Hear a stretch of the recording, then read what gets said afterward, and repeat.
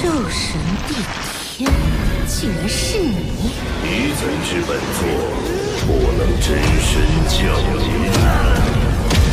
情况很糟，多处经脉断裂，生命气息十分微弱。梧桐，谢谢你。你以后别这么逞能了。这浩瀚天地之间，可是有无尽的天地元力可以吸收的。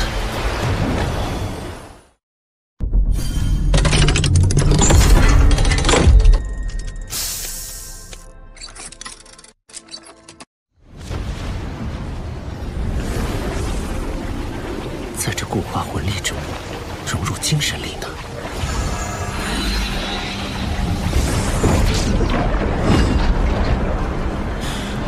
这魂力漏斗似乎出现了一种奇异磁场，而且已经开始影响到周围空间。论体积，已经与地天体内的一个小黑洞差不多了，但纯度差了很多。以我现在的能力，是无法将这魂力漏斗收入体内的。这股高度压缩的魂力随时会爆炸。为了安全起见，我必须找个空旷无人的地方。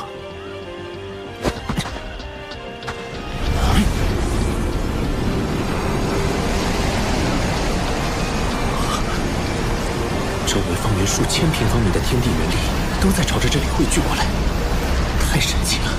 这究竟是一种怎样的法则？要失控了！不能再近距离观察了。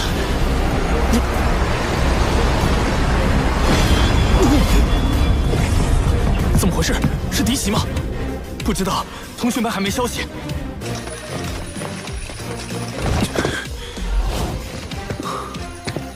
爆炸威力这么强，这还只是个未完成品。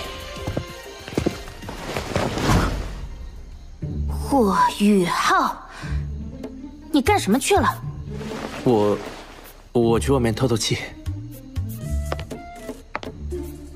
透个气要这么长时间？今天的夜色真美。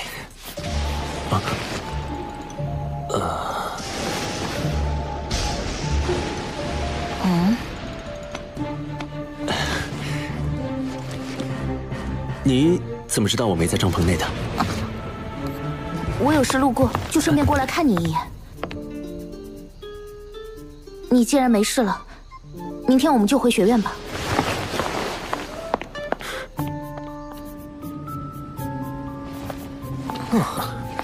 终于可以回到史莱克城了。诸位，史莱克的诸位，前线战事焦灼，元帅和99公主都抽不开身。但是元帅向陛下申请的赏赐，尤其霍小友的绝味册封，已经在路上了，还请稍待几日。完成册封后，元帅会亲自设宴为诸位送行。我不需要任何赏赐。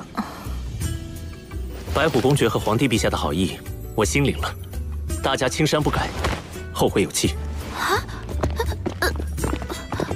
连爵位都不要吗？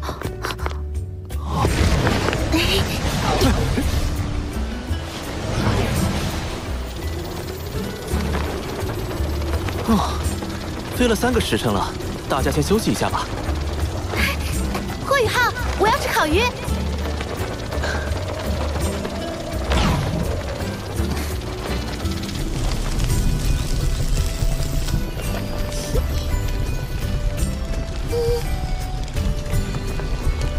他怎么心事重重的？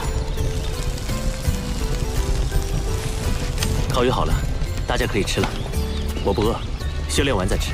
小师弟，你这么努力，还让不让我们活啊？好香啊！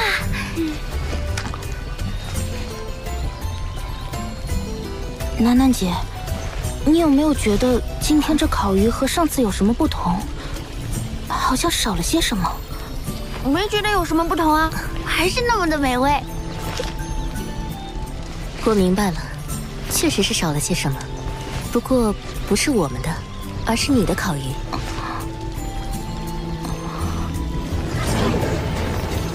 三师兄，你们先回唐门吧，我去趟海神阁，有事向玄老请教。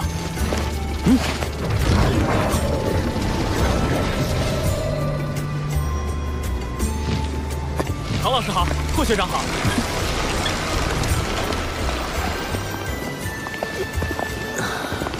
回家的感觉真好。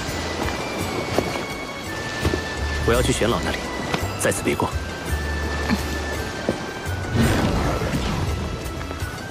唐舞桐，你为什么要这么关注他？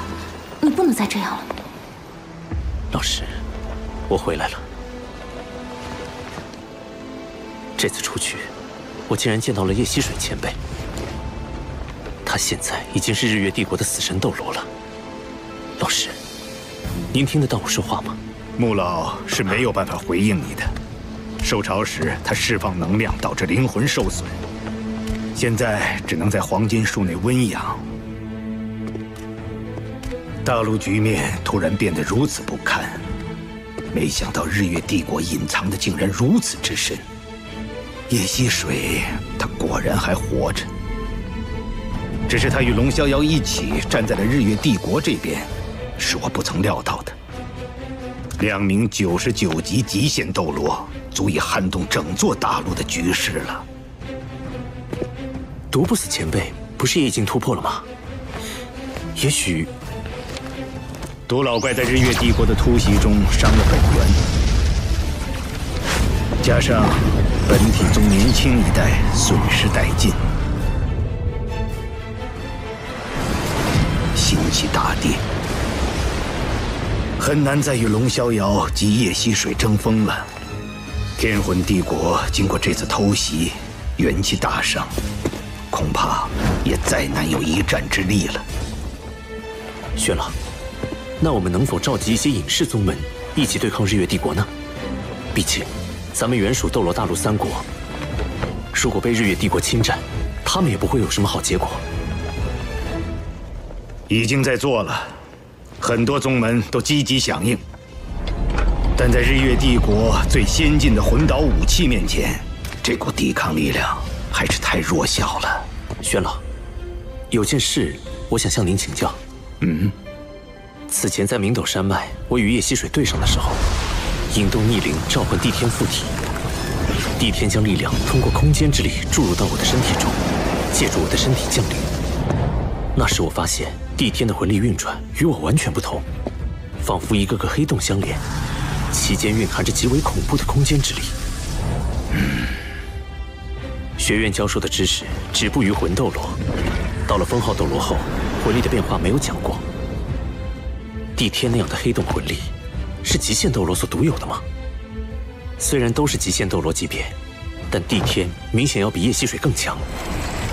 如果叶溪水不动用死神塔魂导器，他不是帝天的对手。没想到你这么快就接触到了这个层面。你的判断没错，魂师的魂力修炼到封号斗罗级别后，就会由原本的液态向固态转化。完成固态转化后，就会陷入修炼瓶颈。这个瓶颈对于绝大多数魂师来说都是很难逾越的。为什么？很简单，固态化的魂力是不能流动的，因此很多封号斗罗在完成魂力固化后，修为就再难寸进了。但是魂力固化又是冲击封号斗罗的基础，固化后的魂力会沉浸在丹田之中，名为魂核。魂核不断旋转，吸收外界魂力，供魂师使用。所以帝天之所以强大，就是因为他的魂核还能继续流动。思路没有问题，不过帝天的手段更为高超。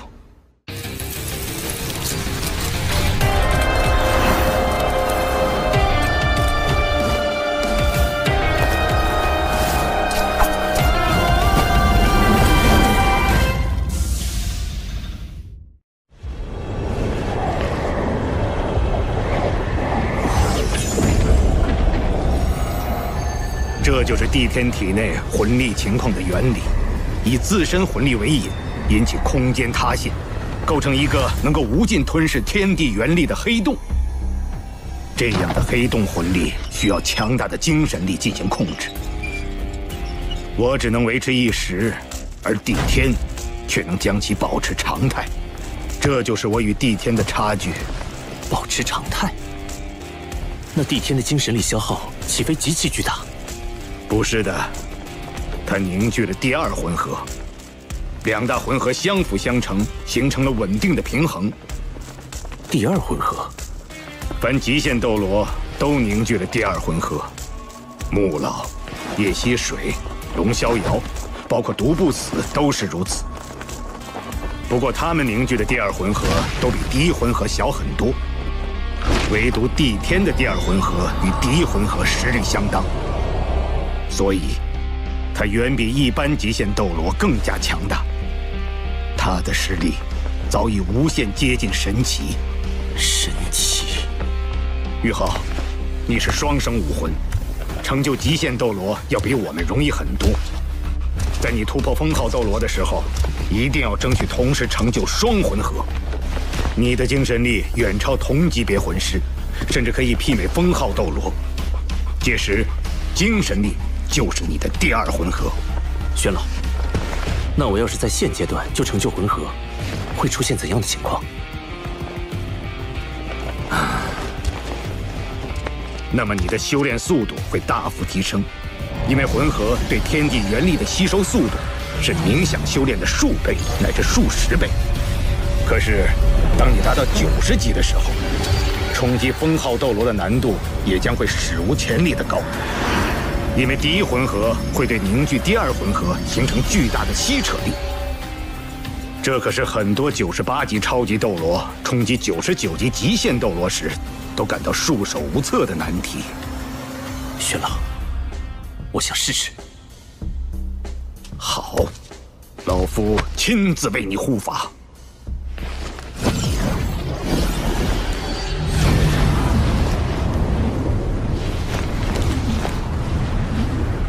很好，继续，让我看看你最终能做到什么程度。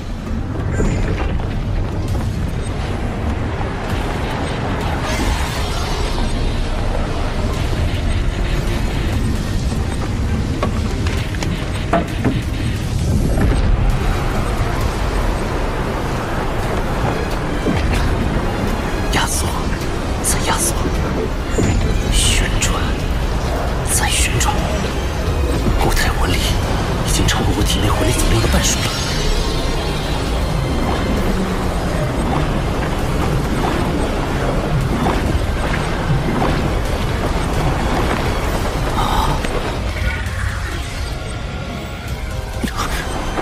我的魂力在急剧流失，5成、6成、7成。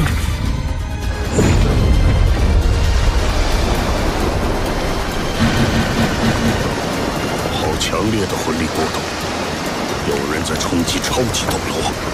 魂力波动的核心在玄老房间，既然有玄老护法，应该不必担心。我们且在这里观察一阵。奇怪，那会是谁在冲击超级斗罗呢？快那边！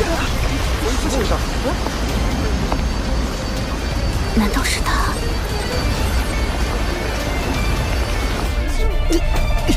？8成，魂力被吞噬超过8成了。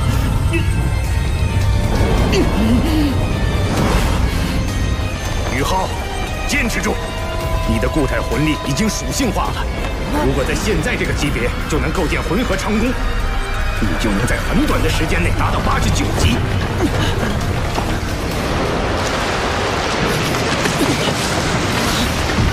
虽然冲击封号斗罗会很难，但这也是你的机缘，坚持住！宇浩到达极限了，不得已，以我的魂力禁锢住宇浩的固态魂力，再将其送入高空引爆，应该不会有太大危险。只是宇浩要虚弱几天才能恢复过来。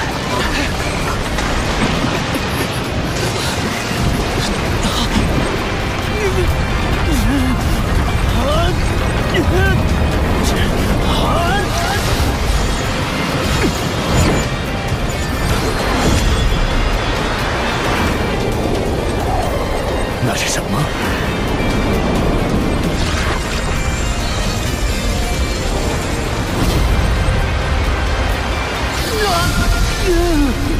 生命反射之乱！天梦哥，继续，有我呢！天梦，你再将你的本源之力汇入宇浩体内，这样的话，一旦宇浩冲击成真失败，寿终正寝的时候，你也会一起死的。当我选择宇浩的时候，就已经决定与他同生共死了。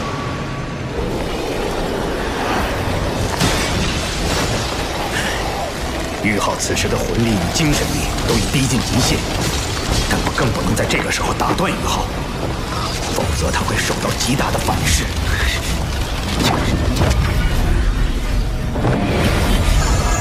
来吧，穿梭吧！灵魂仿佛都要被吸摄进去了似的。那黑洞漩涡中有着无尽的黑暗，有着无尽的未知，却与我紧密相连。这就是我的魂核吗？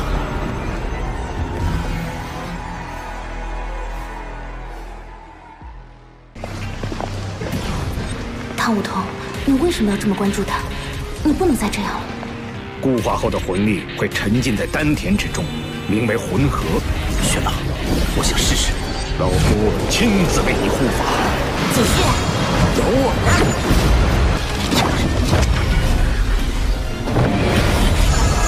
来吧，这就是我的魂核吗？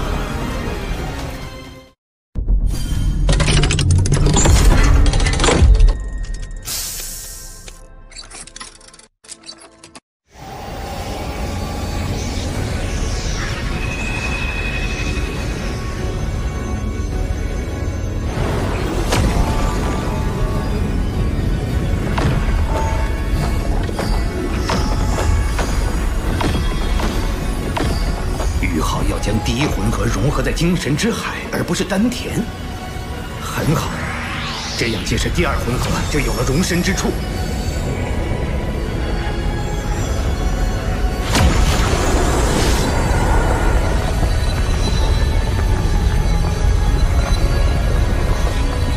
宇浩，你成功了！你真的在魂圣阶段就凝聚了属于自己的第一魂核。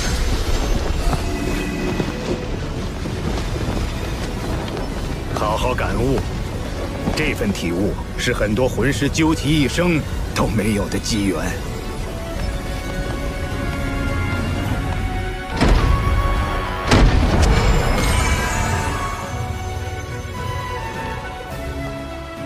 玄老，刚才不是您在冲击第二魂核，而是……宇浩这孩子，可能是斗罗大陆万年来的第一人。真是怪物中的怪物。现在，是这群年轻人走上历史舞台的时候了。通知海神阁全员，协助唐门组建魂导师团。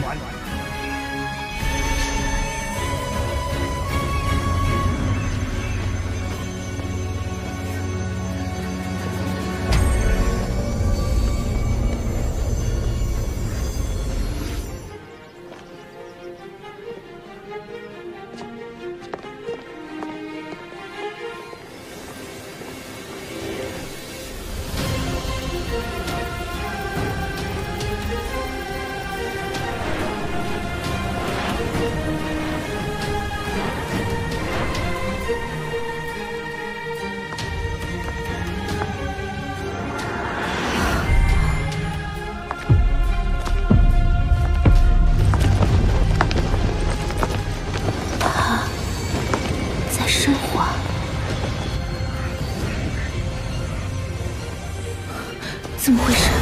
我的魂力自行运转起来了。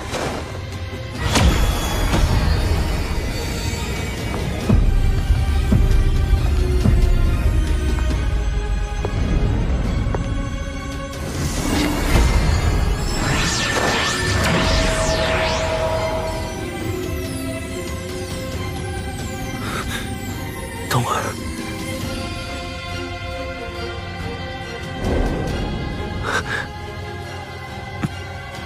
抱歉，我是唐舞桐。该说抱歉的是我才对。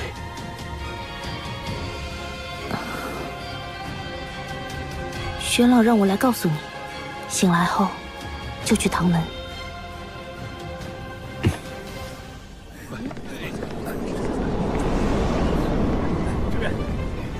东西都放这儿吧。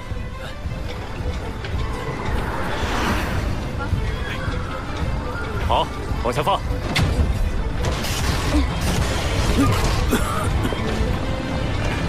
贝大师兄，学院送的第3批材料到了，你把那箱搬到那儿去。好，快送去库房吧，这里都快堆不下了。大师兄，宇浩，你可算回来了。你都在海神阁入定1个月了，可把我们给忙死了。大师兄、二师兄、三师兄，这里怎么回事？学院送了很多材料过来吗？何止啊！走，我们边走边说。魂导师团，学院经过海神阁讨论，综合各方面意见，决定建立3个魂导师团。3个？按照日月帝国那样，一支魂导师团数量是500人的话，装备3个魂导师团，那可就是1500人。这1500人的装备，哪是那么容易制作出来的？第1支魂导师团名为唐门魂导师团，是学院特批，也是3支中装备最精良的。总人数200人，全部装备唐门最先进魂导器，由魂帝以上级别的魂师组成。团长为仙灵2院长，副团长钱多多院长。同时，唐门魂导师团的封号斗罗一共将有10位，全部由学院补充进来。200人，其中有10名封号斗罗。就算日月帝国最强大的护国之首皇家魂导师团，也没有这么夸张的配置啊！我们唐门能满足这么高的魂导器需求吗？所以这支魂导师团全部由近战魂导师组成，所配备的魂导器全部以增强速度和攻击力为主。唯一的联动魂导器是群体防御。原来如此，这样确实能做到扬长补短。那么另外2支魂导师团，想必分别是以远程魂导器和定装魂导器为主了吧？不愧是小师弟，一点就通。另外2支魂导师团，一支名为重炮魂导师团，单纯配备唐门最先进诸葛神弩炮，共300门；最后一支名为炮台魂导师团，共1500名魂师，配备的魂导器也只有1种，全地形自走炮台，共300台。这样的3支魂导师团，完全是3头吞金巨兽。楠楠，你怎么越来越像钱多多副院长了？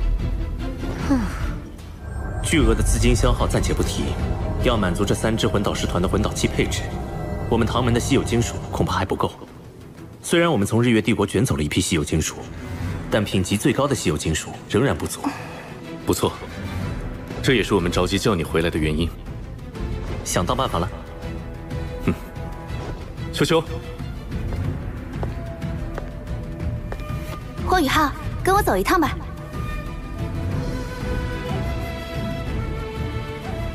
我们地龙门坐落于天魂帝国北方，靠近极北之地。宗门秘境里有一条隐藏矿脉，里面极有可能埋藏着一种少见的稀有金属。可能？地龙门自己没有探测过吗？秘境那里温度极低，并且危险重重，就连妈妈这样的魂斗罗也无法深入。只有你这种拥有极致之兵武魂的魂师才有可能进入。我们地龙门既然选择加入唐门，这条矿脉自然也就送给唐门了。更何况，地龙门所在的龙城已经被日月帝国攻破占领，宗门内的资源不转移出来，迟早也会被日月帝国发觉侵占。快到了，龙城，地龙门的根基所在。妈妈在史莱克城正在闭关的关键时刻，所以就由我带你来了。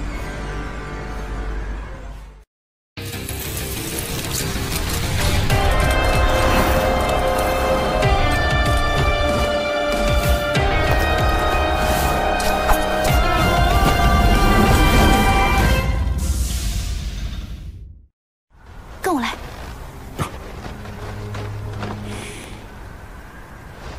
此情无痛。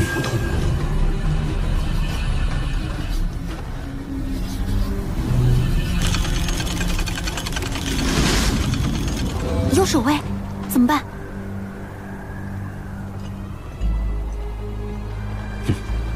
我想到京城的办法了。萤火之光。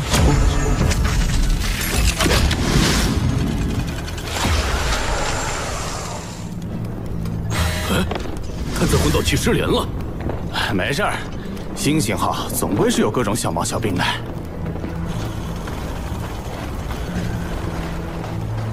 到换班时间了，他俩人呢？开小差去了吧？这么冷的天，我也不想巡逻。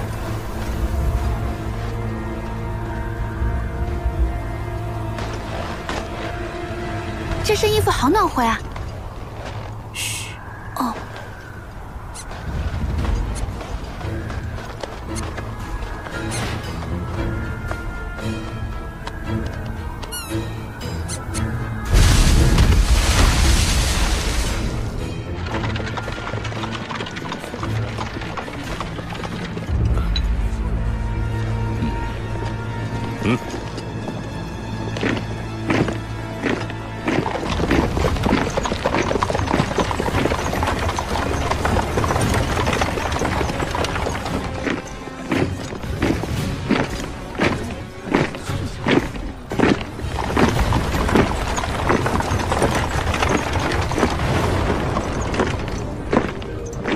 这座龙城看起来丝毫没有沦陷的感觉。作为靠近极北之地的边境城市，反而人气不错。当初日月帝国大举入侵的时候，天龙门上下奋起抵抗，协助城防军固守龙城。门主天龙斗罗更是壮烈战死。遗憾当时我们地龙门已经全员转移到了史莱克城，未能及时助他们一臂之力。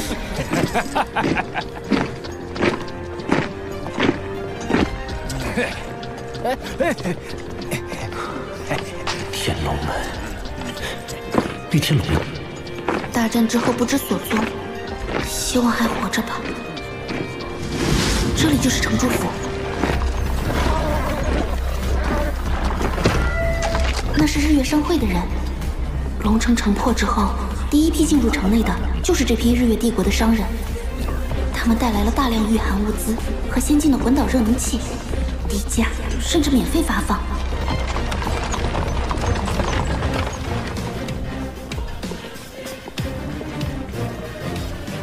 我跟进去看看。那我呢？你在这里做接应。嗯。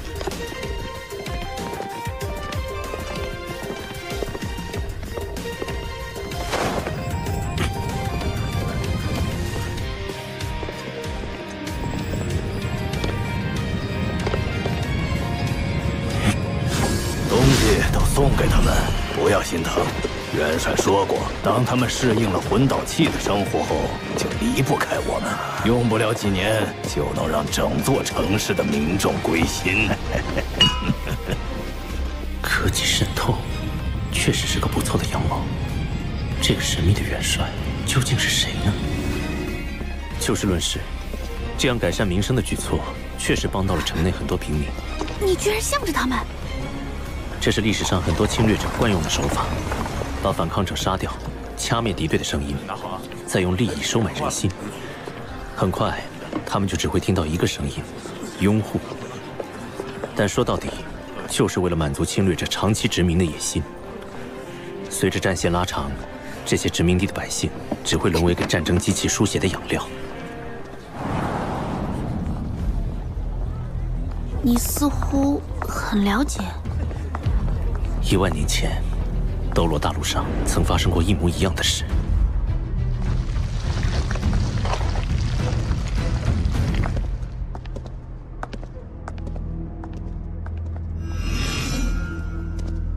哼。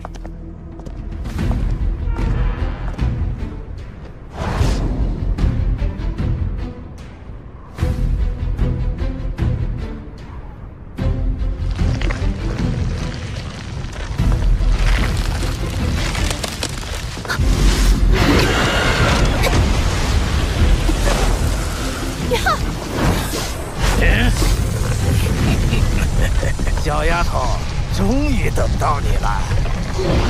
山蟒宗，果然是你们！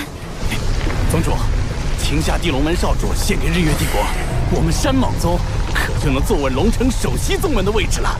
所以，龙城城破之日，天龙门上下浴血奋战之时，你们山莽宗却投靠了日月帝国。嘿嘿，少废话，拿下你，南水水这娘们儿肯定许全宗投降。别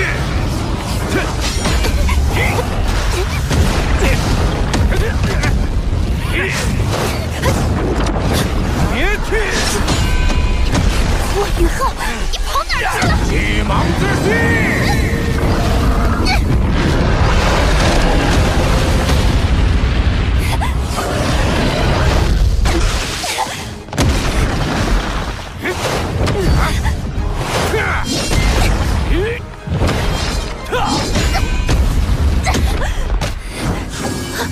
霍雨浩，你还不出来帮忙？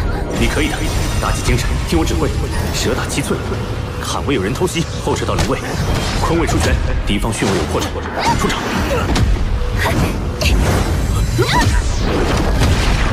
左手出掌，右手蓄力。逆捏之手。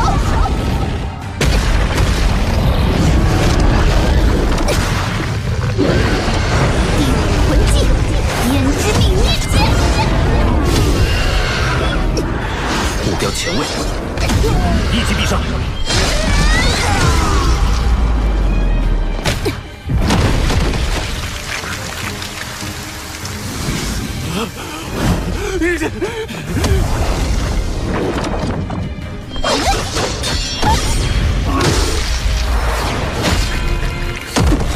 背出求荣的人渣，早就该死了。霍雨浩，你居然袖手旁观，让本姑娘一个人对付这3条臭蟒。进来吧。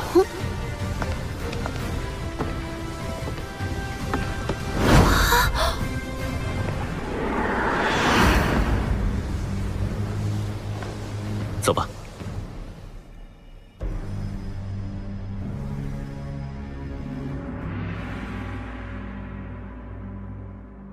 你真的在魂圣阶段就凝聚了属于自己的第一魂核？怎么回事？我的魂力自行运转起来了。这样的3只魂导师团，完全是3头吞金巨兽。我们地龙门既然选择加入唐门，这条矿脉自然也就送给唐门了。你可以的，打起精神，听我指挥，蛇打七寸，坎位有人偷袭。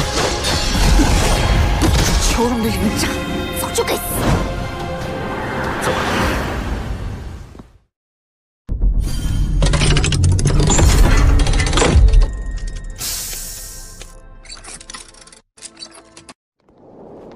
这些山莽宗的人都是你刚才……顺手解决。你现在魂力多少级76级。76。不久之前的斗魂大赛上，你还只有5环魂王修为，怎么会有这么快的修炼速度？一些机缘罢了。你真是怪物中的怪物。就是这里了，这口寒泉蕴含着浓郁的灵气，寒泉之下便是拥有奇异矿石的洞府。这水下似乎有什么在吸引着我。你下去吧，我在外面守着。虽然你有极致之兵，但也不要勉强。若是承受不住低温，就立即上来。好。果然灵气浓郁异常。曾经有一位先祖从里面开凿出一块小矿石，其中蕴含着浓郁的冰属性气息。那矿石本身又呈现金属特性，所以先祖传承下来，一直认为在这洞府内部是一处矿脉，一处拥有着冰属性稀有金属的矿脉。也许这稀有金属能助我突破魂斗罗。好一股纯净的冰属性天地元力，这里果然是一处宝地。冰皇护体，温度竟与冰火两仪眼的寒极冰泉相差无几，那里一定是这处寒泉的泉眼所在。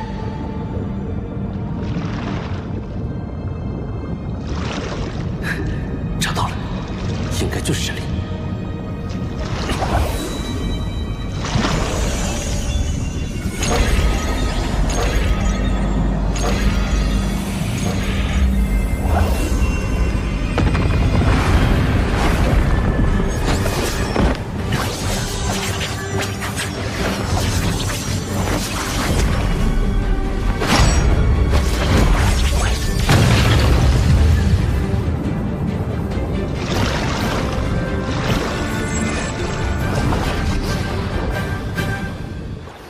这座秘境送给你是正确的选择，也是天才中的天才。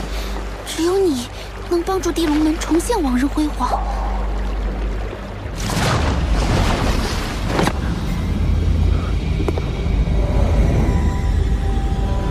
水巨人被隔绝在外。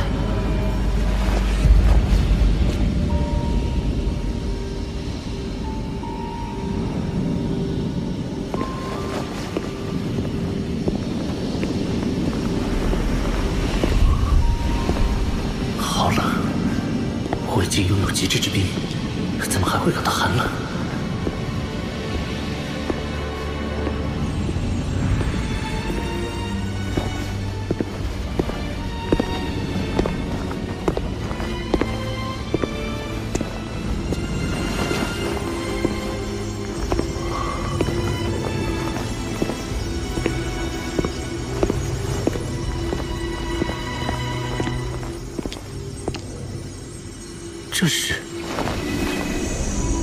这是冰极神经，万载玄冰窟诞生的冰极神经。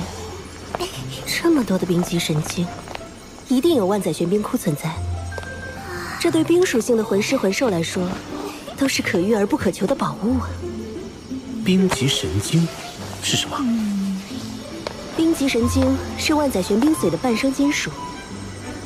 万载玄冰髓中的冰属性天地元力溢散出去，被周围矿脉中的金属矿藏吸收。矿藏属性改变，慢慢演化为冰极神经，是一种极为稀有的金属。稀有金属，既是最坚硬的，也是最柔韧的。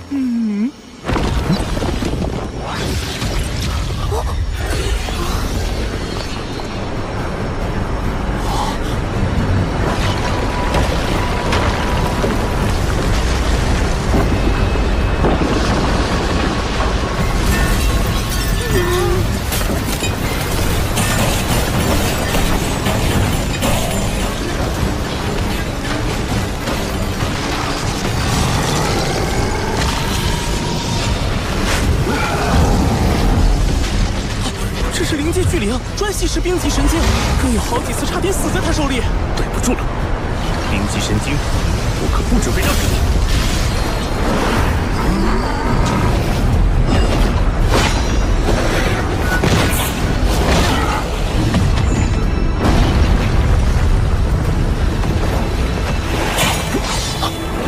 连划痕都没留下，好坚硬啊！宇浩，你试一下将极致之冰融入暗金铜爪之中。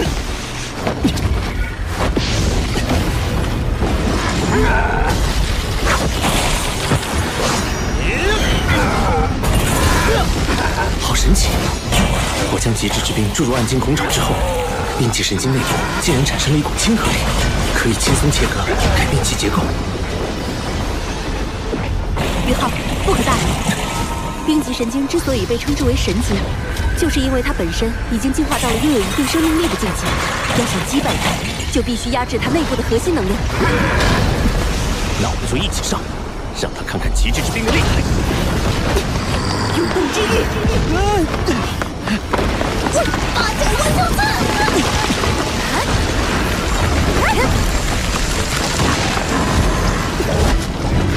冰皇之怒。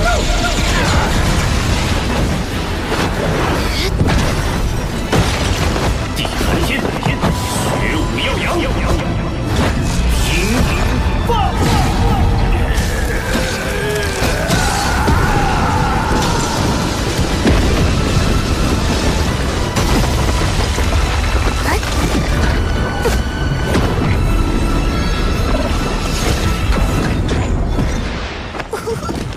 果然是最坚硬又是最柔韧的金属，用它来打造魂导器，性能一定远远超过同级别的其他所有魂导器。恐吓秦龙！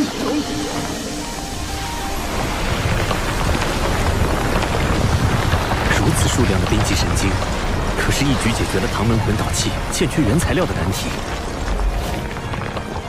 看来冰极神经已经被全部开采。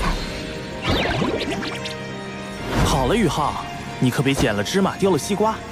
这洞窟深处的万载玄冰髓才是更珍贵的天下至宝。这里的冰元素已经浓烈到了我无法吸收的程度。未经打磨的万载玄冰里面蕴含的天地元力可是非常狂乱的，一定要小心。前面的温度估计已经接近绝对零度了。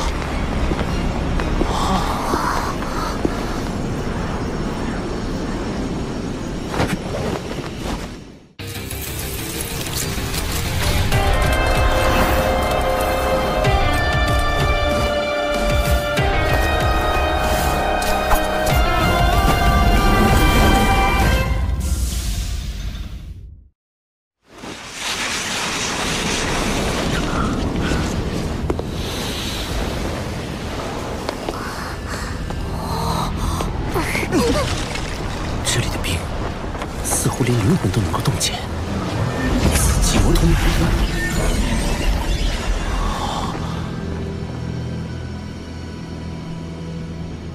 好漂亮，和冰极神经的极寒内敛不同，这里的寒意根本无法内敛，空气似乎都是粘稠的。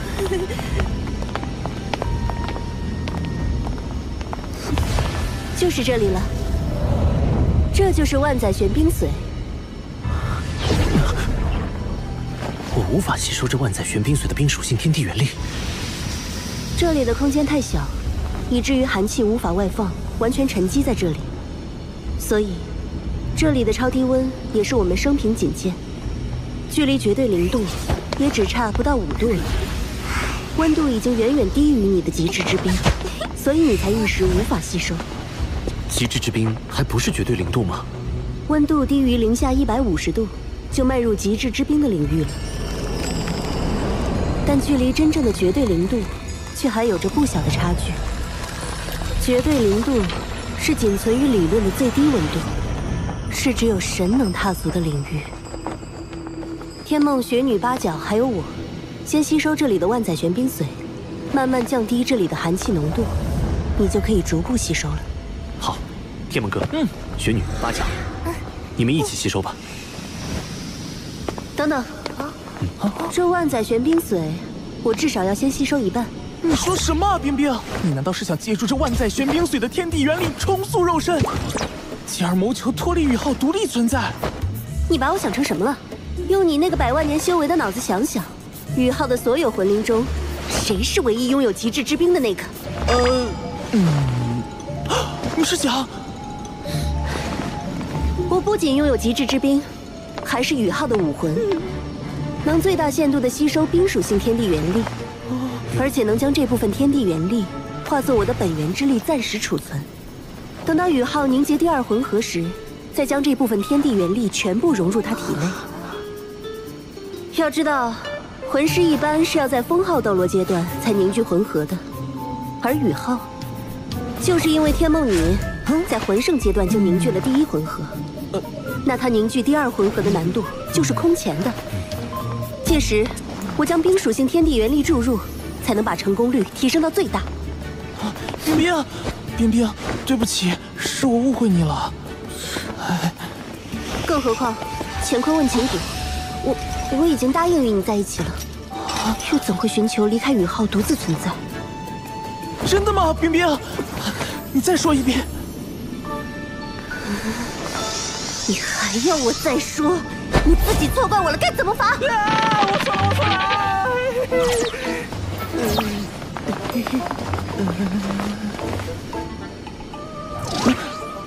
回头再跟你算账。赶快说吸收这万载玄冰髓的事吧。我们几个魂灵先吸收。宇浩，你自己只能吸收少部分。万载玄冰髓的效力太强了，如果你吸收太多，很可能会像当初天梦那样陷入沉睡。要是睡上个1000年万年，那就一切都太晚了。好。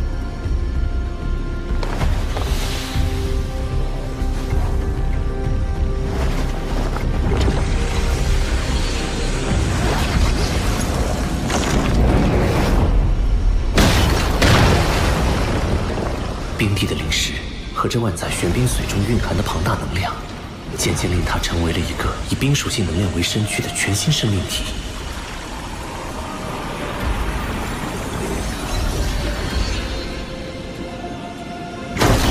冰帝吸收了9根，我可以了。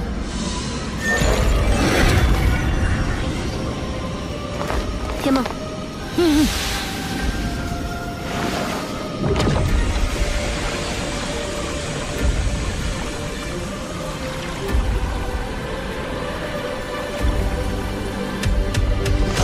天梦阁吸收了3根。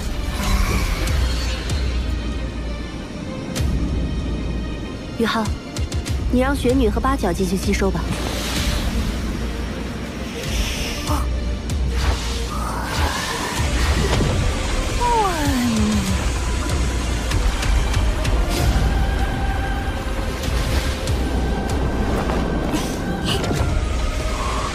雪女吸收万载玄冰髓的速度比冰帝还要快，八角吸收了6根，雪女居然吸收了13根。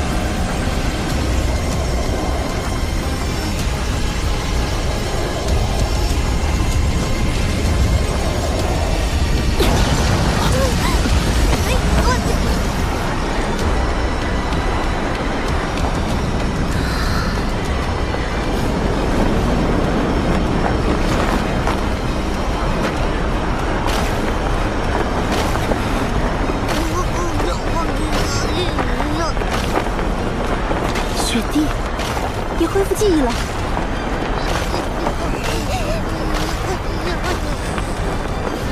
这些日子多谢照顾，爸爸。别，那是你刚刚新生，没有记忆，做不得数的。重获新生的时候，我就已经不是当初的冰天雪女，而是一个全新的婴孩。我们血脉相连，你当然是我的爸爸。再造之恩无以为报，我必然会陪伴你一直走下去，去挑战魂师那一层至高的境界。就算你失败了，我也会陪你一直到生命的尽头。雪弟，你……谢谢你，冰儿。爸爸，等你的魂力提升到8环后，到极北之地走一趟吧，那里有个适合你修炼突破的地方。地天，你是兽神，别的凶兽怕你，我可不怕。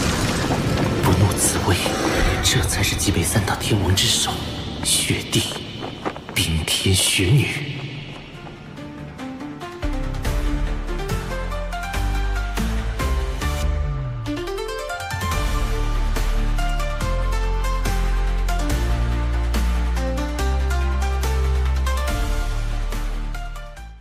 这水下似乎有什么在吸引着我。这是灵界巨灵，对不住了，灵气神经，我可不准备让给你。学武耀阳，平顶爆！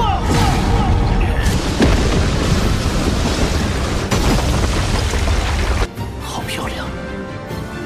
地天，我可不怕。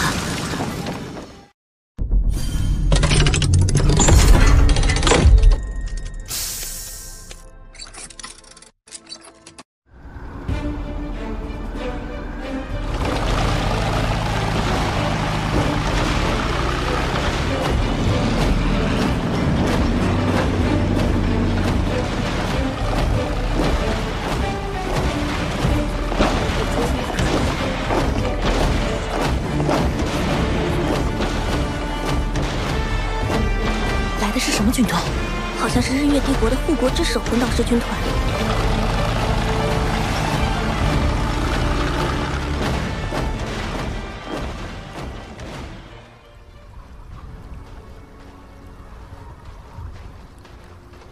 哎呀，怎么还不出来？爸爸，我现在就教你控冰之法。我带你感受一下冰的世界。冰雪的基础都是水，水是万物之源，生命之源。水的力量无孔不入。这就是水，有水就有生命。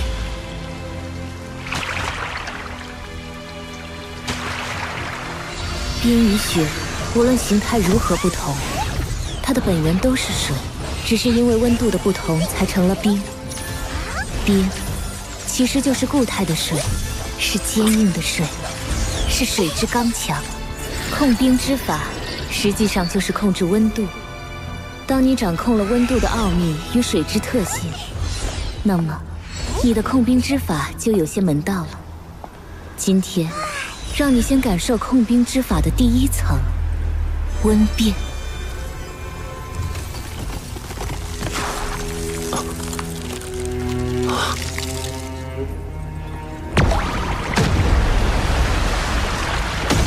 水凝结成冰，会释放大量的热能，而冰融化为水，则需要吸收大量的热。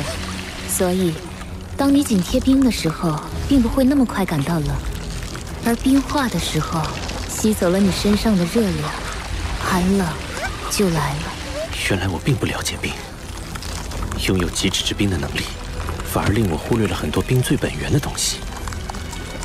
寒冷并不是纯粹对温度的控制，更重要的是对冰属性本身的了解。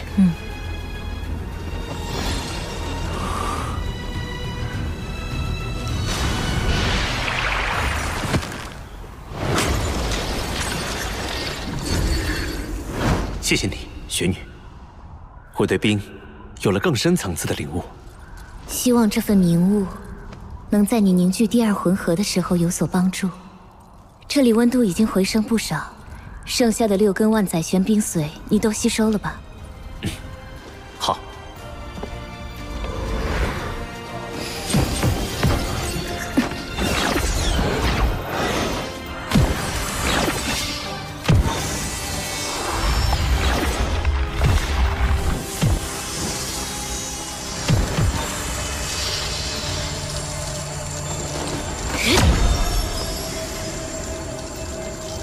任何一个万载玄冰窟的形成，都是大自然的恩赐。可惜，这处万载玄冰窟并不在我极北冰原之上，当时随着地壳运动移动到了这里。这里虽然寒冷，温度比之极北冰原却相差甚远，无法维持万载玄冰窟。现在没了万载玄冰髓和冰级神经，用不了多久，这里就会彻底消失了。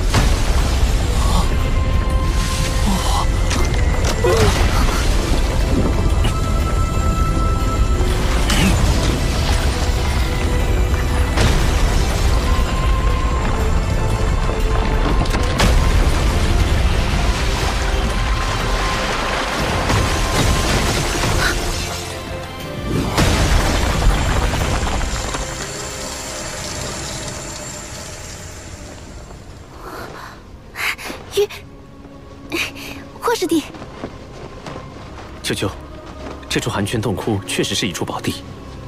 我吸收里面的万载玄冰髓，实力有了很大进步，极致之冰变得更低更纯粹了，就连我自身的生命力也增强了不少。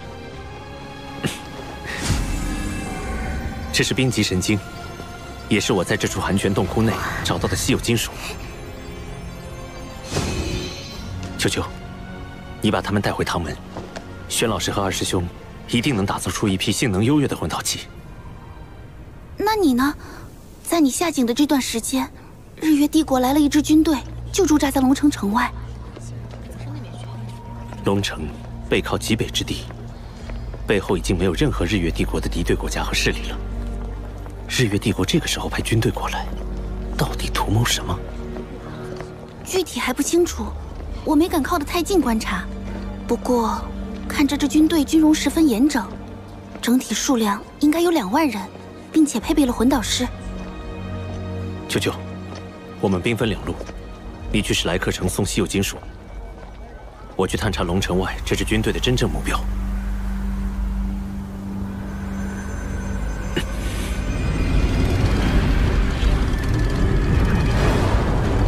探测魂导器，数量超过了100台。看来龙城外的这支军队所谋不小。这支军队十分可疑。我的开始，这边，走。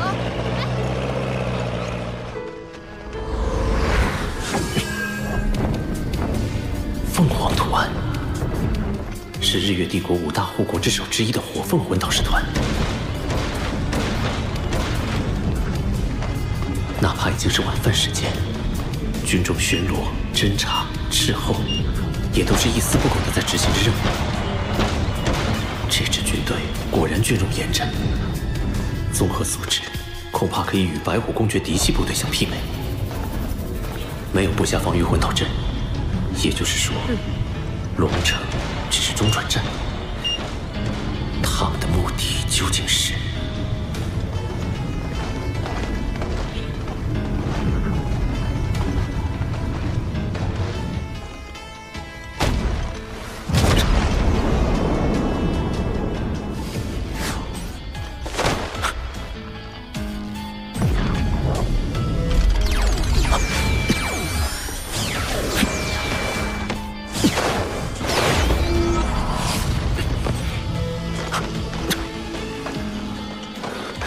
抓个舌头问问，顺便测试一下这座军营的真实实力。哎，看这里！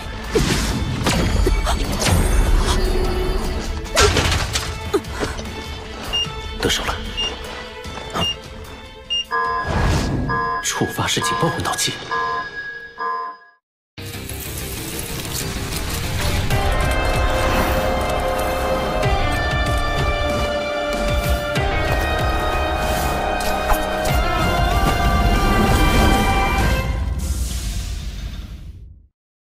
果然，这座军营实力不俗。在这边，我看到他了！不愧是护国之首，果然是强大的魂导师军团。学武骑领域。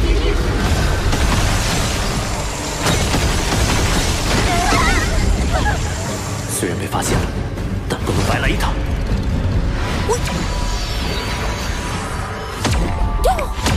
八角玄冰草魂骨技能，八角万象刺。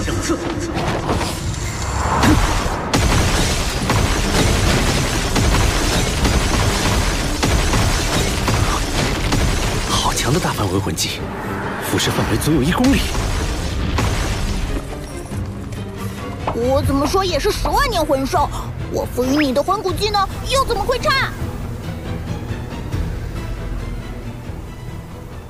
敌人只有一个，你们还给他逃了？是的，团长，对方实力很强，他用覆盖面积极大的冰属性魂技摧毁了我们的高空探测魂导器，之后整个人就像消失了一样。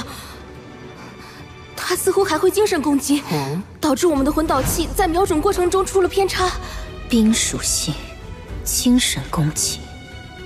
团长，我们现在……这个人的行踪诡异，用常规之法必定无法擒获。但若我们拔营起寨，或许能引他来探。哼！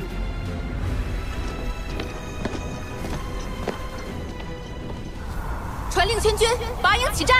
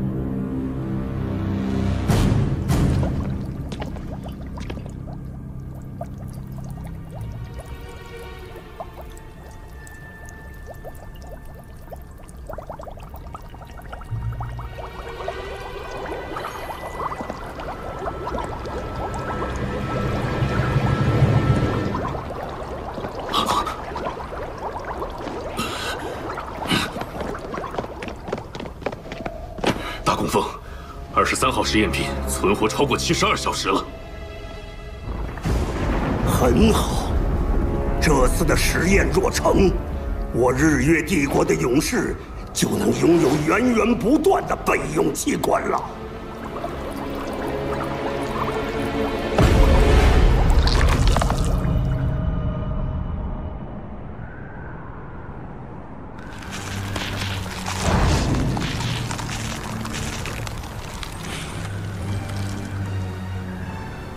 没有继续搜查，反而匆匆启程了。精神探测。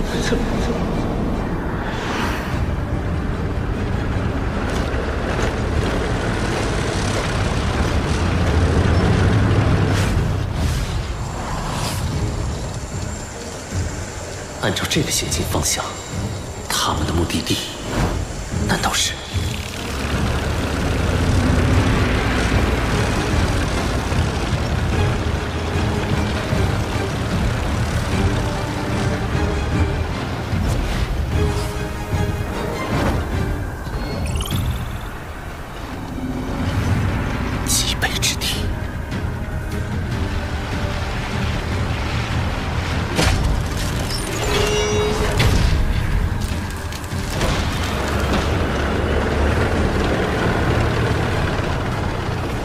模拟。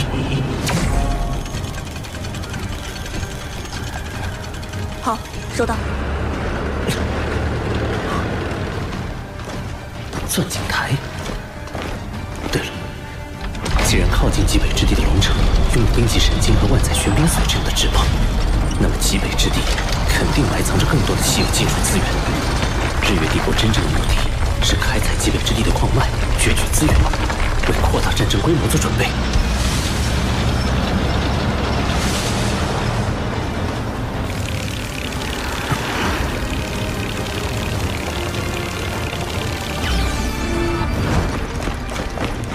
既然来了，就别急着走了吧。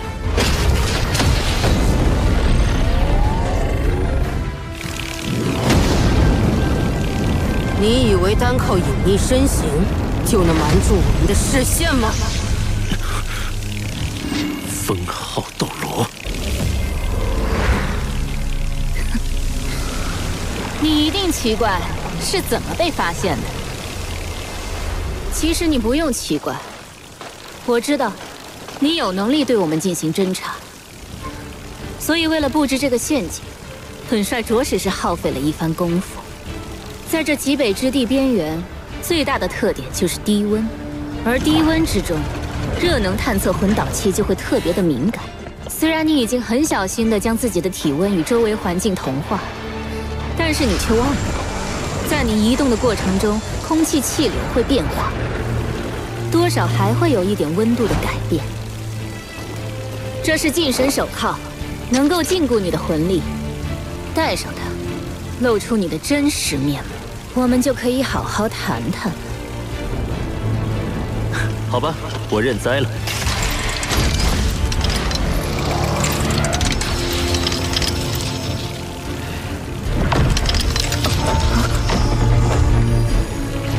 团长，是我。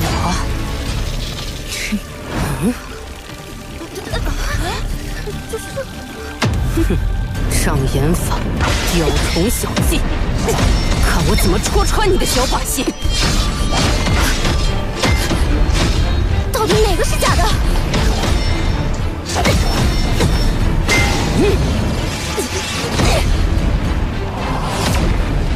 他是假的，快攻击！蠢货，睁大你们的眼睛看清楚，究极魂导师的实力！